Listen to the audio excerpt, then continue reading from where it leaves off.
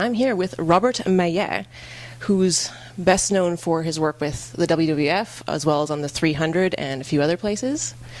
Salut, ça va bien? Ça va bien, merci. What was it like being a WWF wrestler? Did it live up to your expectations? It did, of course. It did. I was a huge fan of pro wrestling all around. And first time I saw WWF, it was back in the 80s with Hogan, Macho Man, Andre the Giant.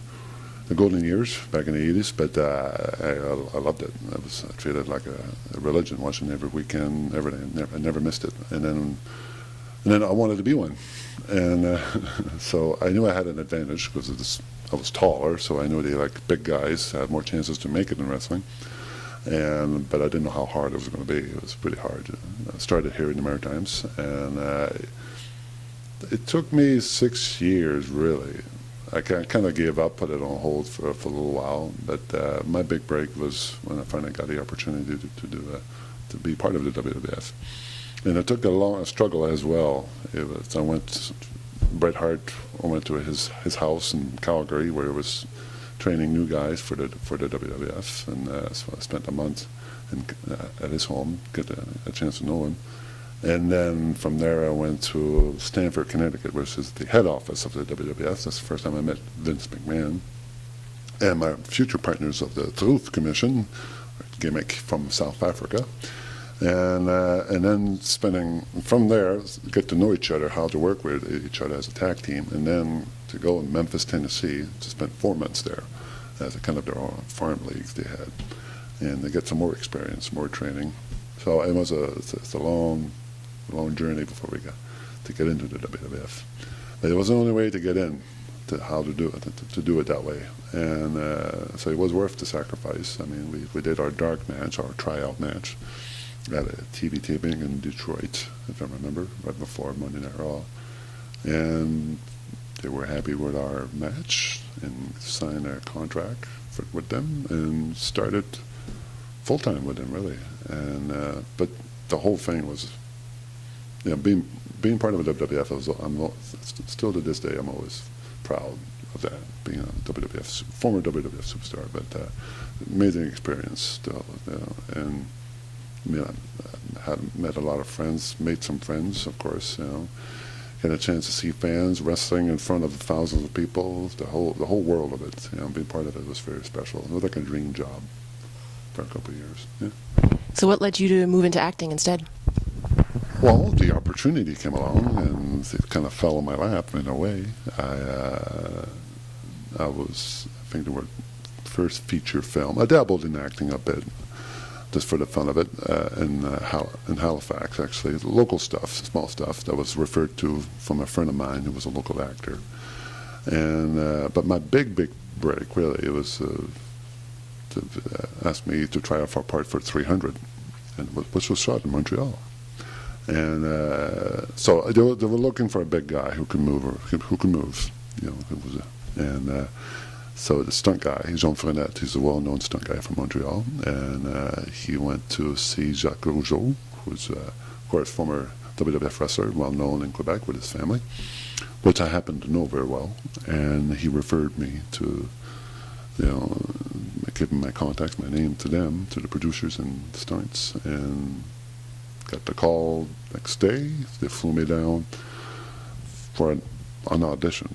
Pretty much flew me down for one day to meet the stunts guys, the producers, the director, and to see if I could move with a stick, with a wooden sword, and how to take a punch and all that stuff. And wasn't sure if I was going to get the part. They were all, I remember, all of them were all huddled together on the other side of the set, making a decision to keep me or not. And I was looking at them, and if this could be a nice visit on set, but this could be my last time. And but they came back, or of course they gave me the role. And so yeah, it was just amazing. And like I said, just started from there. I think it's always a gradual thing to do with what wrestlers do after their careers. They go into movies, like you see now, especially with Dwayne Johnson. Now the wrestlers to make the transition. I think we're all action heroes, And it's good that we're all well known in TV and WWF. That kind of helps, go into films. But it's all storytelling. So for me, it's all the same, wrestling and acting. In a way, it is. Not big difference for sure, but story-wise, I feel comfortable being on set. Which was more fun, working on the 300 or kicking Robert Downey Jr.'s butt in Sherlock Holmes? Enough Jared Butler or Robert Downey? Well, it had a fun time on Sherlock Holmes. I mean, each experience was great, and each films I worked on was unique and special for me. But being part of Sherlock Holmes, it was pretty cool. I remember reading the script of my part as Dredger, and it turned up one big scene. That's cool. But then I come back, and it's just extended. She was a big part for me, and I was like, wow. And plus, you can see my face, because usually, 300 was later in makeup, hidden in makeup. And for Holmes, it was playing myself, and just the experience working in London, all around England, and working with those, cast and crew. I mean, working with Robert Downey, Jude Law, just amazing cast, and it was a great experience all around. It was really fun. Right. So we are a tattoo magazine, so I have to ask you: do you have any tattoos, or if not, can you tattle on some of the good actors' tattoos that you've seen? I don't have a tattoo. No, I don't. I'm thinking about getting a tattoo someday. I just can't figure out what.